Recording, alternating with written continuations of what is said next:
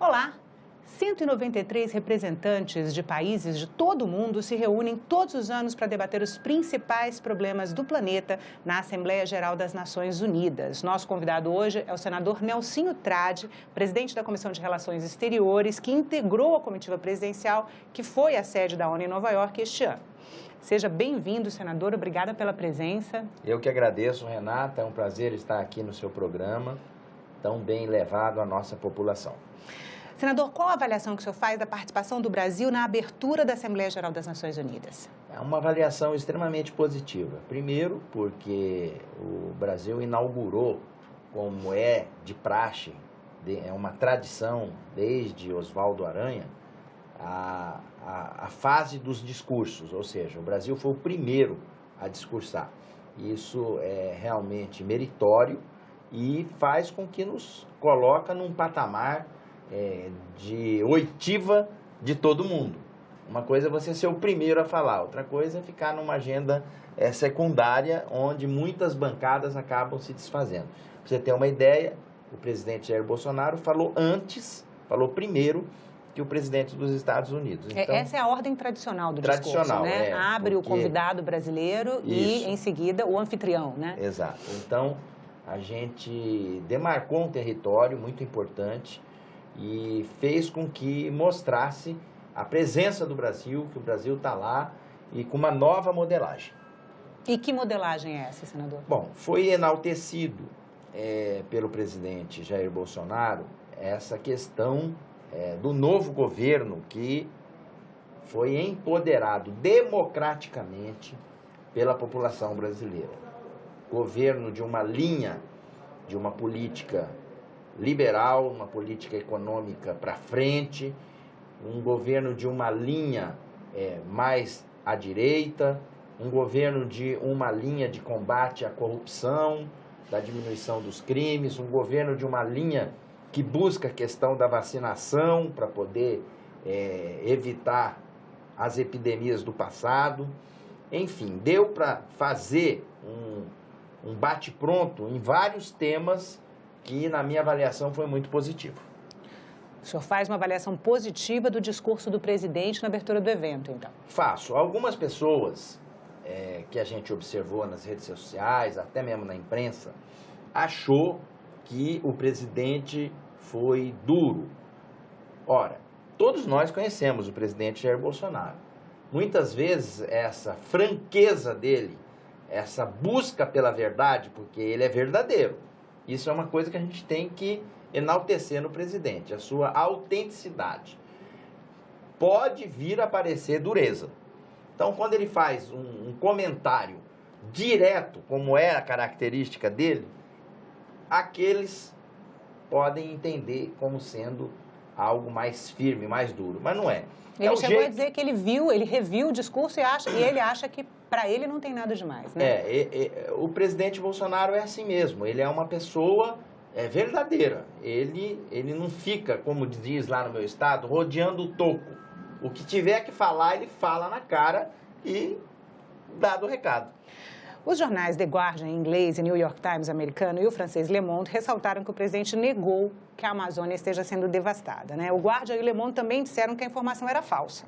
Como é que o senhor avalia a repercussão internacional do discurso do presidente? Bom, eu sou uma pessoa muito observadora. Eu estava num patamar, na bancada do Brasil, junto com o ministro do Meio Ambiente, com o ministro Ernesto, com o deputado Eduardo Bolsonaro e a primeira-dama, dona Michele, num ponto estratégico, que dava para você ver a reação das pessoas. E, assim, muito francamente, é um testemunho que eu estou dando. Na minha avaliação, o sentimento da receptividade das pessoas foi positivo. A gente observava uma atenção redobrada na fala dele, talvez pela expectativa que se criou nessas questões, e com os dados técnicos do governo dele, passado pelos seus assessores, que acabaram por desmentir muitas coisas que vinham sendo protagonizadas na imprensa. Senador, de que eventos o senhor participou como representante do Congresso brasileiro? Bom, assim que a gente chegou na sede da ONU, nós fomos recebidos pelo presidente da ONU, o Guterres, onde numa reunião reservada, tratou de temas inerentes à questão da paz. Por quê? Que era um dos principais temas, né, da conferência, né? Foi o que eu vi da própria fala do presidente da ONU. O Brasil, ele tem uma característica de disseminar a paz. O povo brasileiro, ele é um povo de paz. Então, as missões de paz que o Brasil tem espalhadas pelo mundo, o próprio presidente da ONU pediu uma atenção redobrada ao presidente Jair Bolsonaro. E qual foi a minha surpresa? Porque o discurso... Em que sentido? Atenção em que sentido, senador? Por exemplo, não desativar nenhuma missão de paz, ao contrário, incrementar, porque a essência da ONU é a propagação da paz e ver o Brasil como um principal aliado nesse sentido. Coisa que não dá para falar de outros países, até de potências maiores que o nosso. Qual foi a minha surpresa? Que dentro do discurso do próprio presidente Jair Bolsonaro, tinha um parágrafo inteiro só relativo a essa questão. Até perguntei para ele, falei, aquilo o senhor botou de improviso ou já estava no discurso? Ele falou, não, já estava. Então, demonstrando a sintonia do próprio discurso com a essência da ONU, que é a propagação da paz. Outros temas importantes, né, que segundo o site das Nações Unidas, os chefes de Estado e lideranças já tiveram encontros e terão outros também, né, são as ações em defesa das mudanças climáticas, né, a ação climática. Como é que o senhor avalia a posição do Brasil nesse sentido? Bom, o Brasil, ele tem os seus técnicos, ele tem o seu ministro responsável, que tem uma linha de atuação sempre buscando a preservação, sim, do meio ambiente com o desenvolvimento sustentável. Nunca abandonando essa dupla. Então, nesse sentido, os argumentos colocados pelos integrantes da bancada brasileira no que tange às ações para evitar essas situações climáticas, eu vi também com bons olhos, porque ninguém afirmou lá que não vai fazer isso ou não vai fazer aquilo. Pelo contrário, o que a gente tiver que contribuir e fazer para a gente ter um mundo melhor, podem ter certeza que eu presenciei que o Brasil vai fazer a sua parte. Outro tema que estava na pauta, senador, era a cobertura universal de saúde, que é um tema que vem sendo debatido no Brasil, né? Os custos do nosso Sistema Único de Saúde, os custos do que a Constituição estabeleceu para a saúde pública no Brasil. Como é que você avalia a discussão sobre essa questão? Eu vi também com muito bons olhos. O senhor disse que o ministro foi também, ministro da Saúde, né? Está participando ativamente desses debates. Ele acabou ficando nos Estados Unidos para dar sequência durante a Assembleia Geral da ONU, justamente defendendo as experiências dele do Sistema Único de Saúde e também das ações que o Brasil vem implementando na questão da cobertura vacinal.